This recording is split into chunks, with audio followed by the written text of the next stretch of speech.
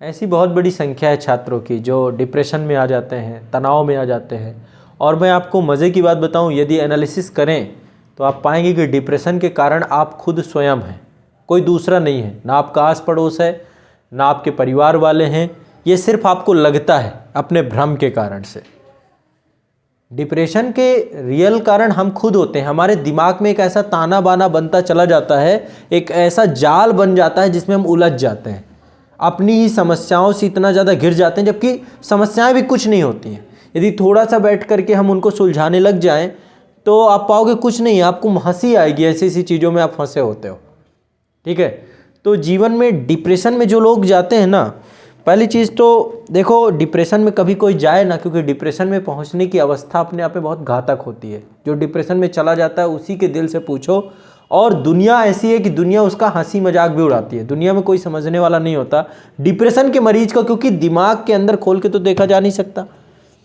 आपका कहीं मन नहीं लगेगा, दिमाग में बुरे बुरे विचार आएंगे, आपको ये लगेगा आप सुन्न घुन्न रहोगे, किसी से बात करोगे, कोई एक्साइटमेंट खत्म हो जाना। ये समझिए लाइफ क्या है, इमोशंस से चलती है। इमोशंस क्या है, एनर्जी इन मोशन। जब ऊर्जा मोशन में होती है, गति में होती है।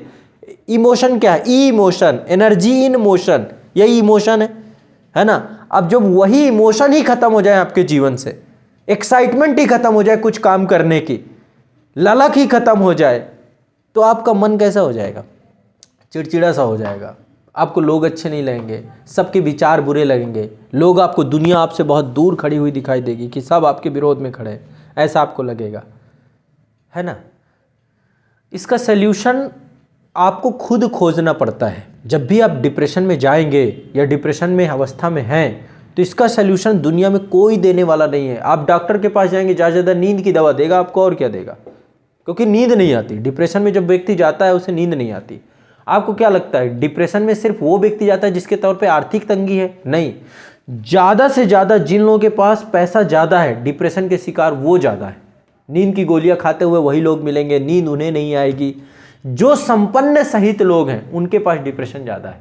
और एक चीज़ आप जरूर देखिएगा कि जब आपके पास कुछ नहीं था तब तक आपको कोई नहीं, जैसे बचपन में बच्चे के पास क्या होता है बताओ, कुछ होता है क्या बचपन बच्चे के पास? कुछ नहीं होता है।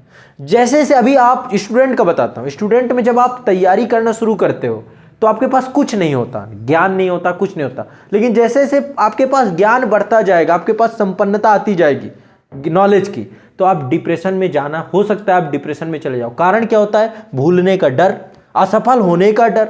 जितनी जो मेहनत करेगा उसको उतना ज्यादा असफल होने का भी डर लगेगा, ये समझिएगा। और जब असफलता का डर आपको सताने लगता है, कुछ ऐसा लगता है कि मेरे से चला जाएगा, मेरे से छूट जाएगा, इसका डर आपको सताने लगता है, जब इस तरीके की अवस्था से आप गुजरने लग जाते हैं तो डिप्रेशन के शिकार लाजमी है। आप नहीं होंगे तो कौन होगा? जब भी आपको अपने जीवन में ये लगेगा कि मेरे जीवन से कुछ चला ना जाए, कुछ छूट ना जाए, तब आप डरेंगे और वो डर ही आपको डिप्रेशन में लाके खड़ा कर देगा। इसलिए पहली बात, एक चीज दिमाग में समझिए कि यहां पे आप कुछ लेके नहीं आए थे, इस धरती में आए। कोई छोटे बच्चे को देखिए तो क्या लेके आया है, ये आप क्या लेके आए थे? चलो किसी, ये बहुत गूढ़ रहस्य की बातें नहीं कर रहा हूं, सो शायद डिप्रेशन में रहने वाले व्यक्ति को ये बातें समझ में भी नहीं आती। लेकिन एक बात और समझिए, आप यहां से लेके क्या जाएंगे, लेके क्या आए थे और लेके क्या जाएंगे? बताओ। मान लो हमारा जीवन, अभी मैं आपके सामने खड़ा हूं, अगले पल ना रहूं, एक दो दिन बाद ना रहूं, तो मैं यदि कल की प्लानिंग कर रहा हूं, एक चलो आप लोग को कहानी सुनाता हूं, शायद आपको इससे बहुत कुछ सीखने को मिले। एक बार जो है, महाभारत काल की ये कहानी है। एक बार जो है पांडवों की सभा लगी हुई थी, और ये सभा लगी कब?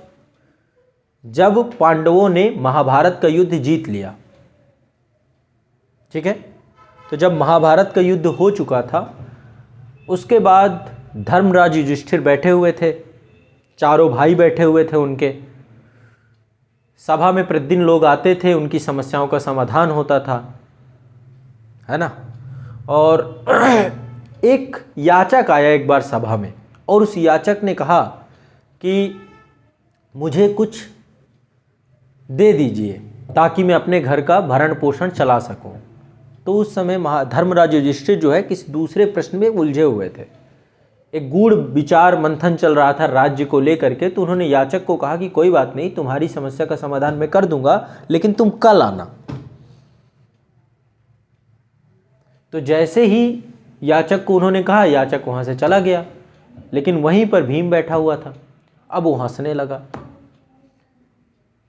लगा, बड़ा प्रसन्न हो गया। तो धर्मराज युधिष्ठिर को लगा कि ये मेरा भाई इतना अनुशासित था, अब ये ऐसा क्यों कर रहा है, ऐसा बिहेव क्यों कर रहा है। तो भीम को पूछा उसने कि भीम, ये उद्दंड व्यवहार क्यों कर रहे हो तुम?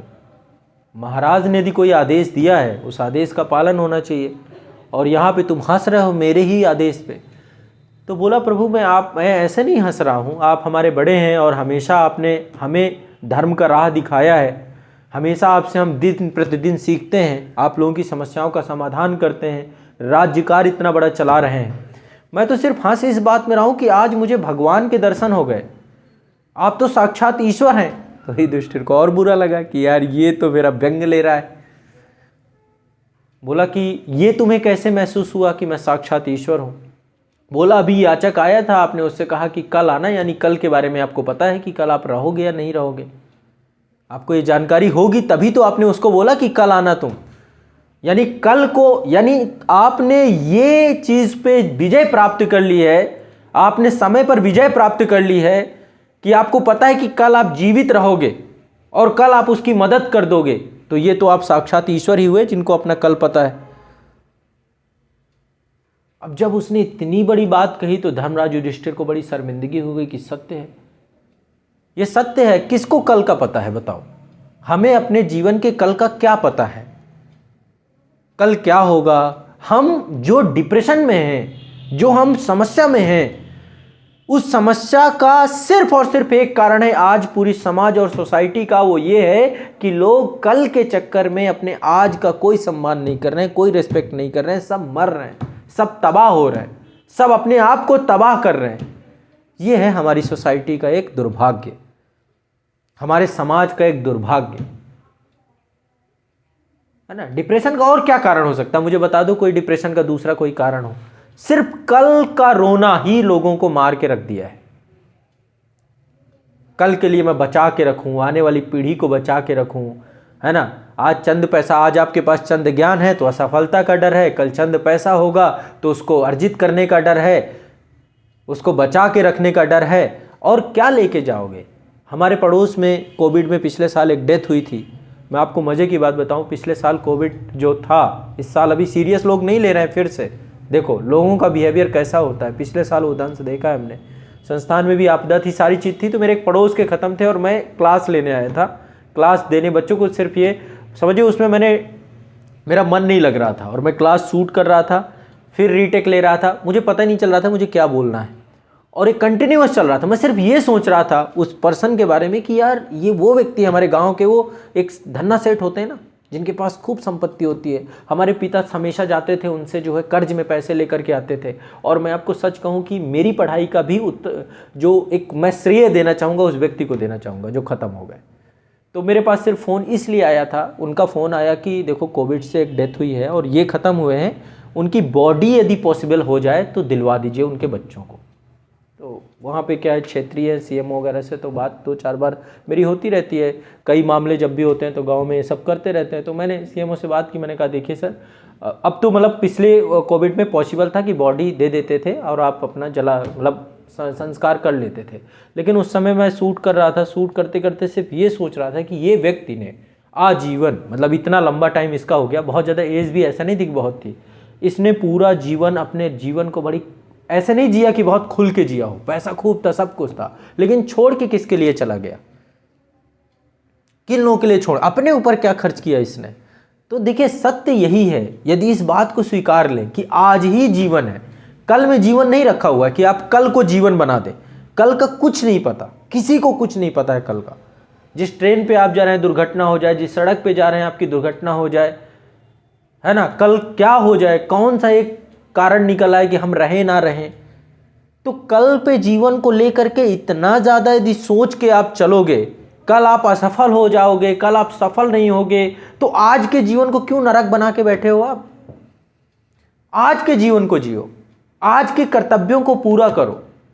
आज का कर्तव्य आपका शिक्षण कार्य है, पढ़ना है। कल का पेपर कठिन आएगा, आसान आएगा, कैसा आएगा, कैसा नहीं आएगा, यदि यही सोच करके आप अपना पूरा समय व्यर्थ कर दोगे तो फिर आज का आनंद कहाँ उठा पाओगे? रह लो डिप्रेशन में, कर लो डिप्रेशन। अरे आपका जीवन है। सुशांत राजपूत को लेकर के आप लोगों ने, सब ने पिछले साल खूब हो हल्ला हुआ, भूल गए ना? सब लोग भूल गए ना? जितने भी सब भूल गए, उनके परिवार के लोग भी। समय के साथ सब तस्वीरें धुंधली होती जाती हैं। ये छोड़ो, आप अपनी पीढ़ियों में देखो, आपके पिताजी के पिताजी चले गए, भूल गए ना आप? कौन सा इमोशन है? आपके कितने रिश्तेदार चले गए, भूल गए ना आप? कौन सा इमोशन है? कोई कुछ नहीं है। आपकी अनुपस्थिति में भी कुछ आपको लग रहा हो कि मैं अपने जीवन को समाप्त कर लूंगा तो बड़ा उपकार कर दूंगा इस धरती में। कौन सा उपकार है भाई?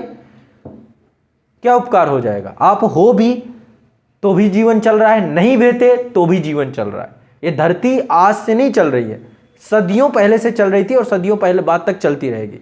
इसलिए आपका जीवन है, आपको डिसाइड करना है कि इस जीवन को कैसे जीना है। डेली डेली कुड़ कुड़ के जीना है, मर मर के जीना है, डिप्रेशन में जीना है तो जियो। समझ रहे हो ना? कुछ हासिल नहीं होगा।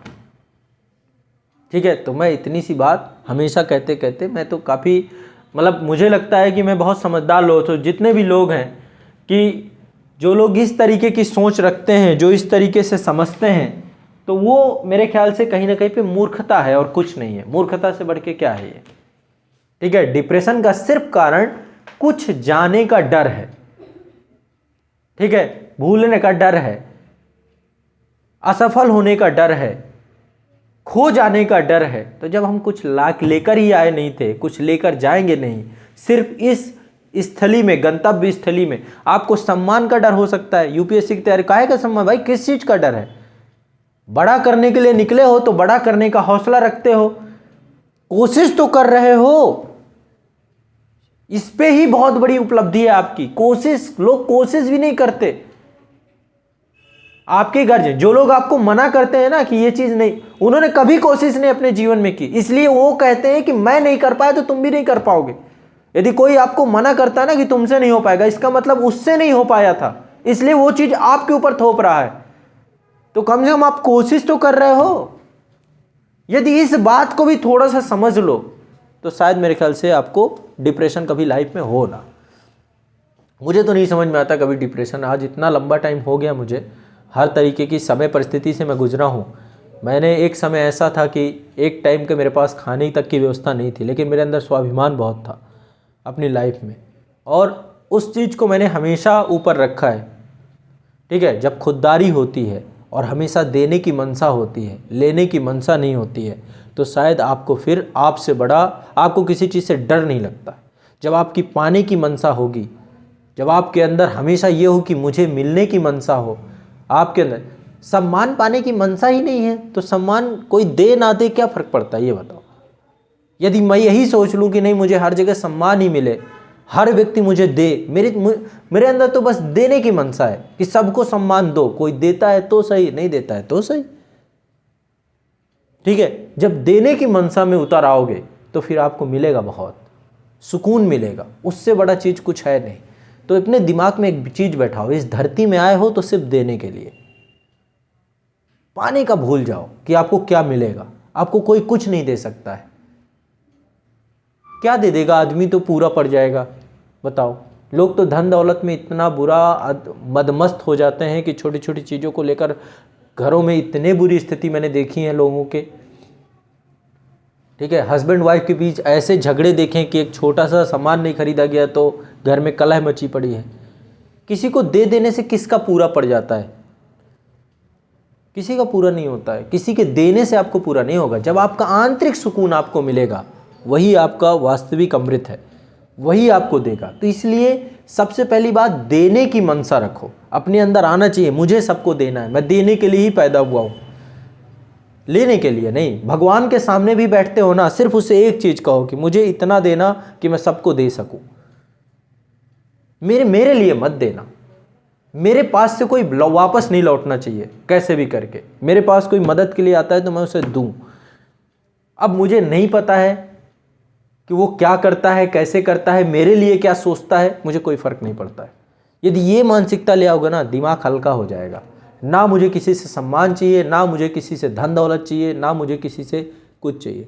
जब ये आ जाएगा आपके मन में, तब तो निस्वार्थ भाव से काम करोगे। ठीक है, गीता में जो ये पूरा वाक्य है ना, कर्माण्डेवाधिकारस्ते, इसका सिर्फ यही तात्पर्य है कि लेने का भूल जाओ कि आपको कुछ मिलेगा भी, भूल जाओ इस बात को, सिर्फ अपना काम करो, कर्म को प्राथमिकता दो, कर्म को सर्वोपरि रखो। फिर देखो डिप्रेशन तो कहीं दूर दूर तक नहीं दिखेगा। हमारे समाज की जो ये समस्या है ना, इसका जड़ से विनाश हो जाएगा। ठीक है, ये तो मैंने तो भाई इतना ही समझा है और इसी बात को लेके समझाता हूँ। बाकी सबसे बढ़िया है, डिप्रेशन में आपका जीवन यदि निकल जा रहा है, आपको लगता है कि आप जीवन को नहीं रहेंगे, तो ख़त्म करिए, जाइए। क्यों किसी के लिए आप बैठे हुए हैं? क्यों, क्या इसमें किसका क्या भला हो जाएगा, किसका भला आप कर देंगे? ऐसे व्यक्ति को तो कोई अधिकार ही नहीं है ना। और नहीं तो चाहिए ये कि कम से कम पहले अपने ब्रेन का सर्जिकल जो होता है ना, ऑपरेशन करना चाहिए आपको। अपने ब्रेन में जो गुत्थियां बनी हुई है ना, ये गुत्थियां क्या है?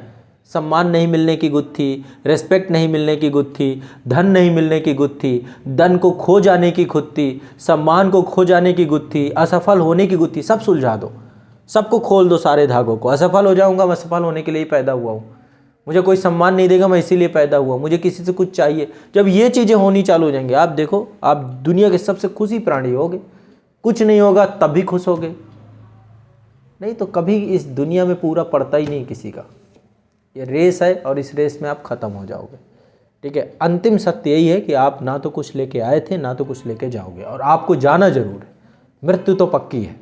कोई भी व्यक्ति इस ब्रह्मांड में ऐसा नहीं रहा जो ख़त्म ना हुआ।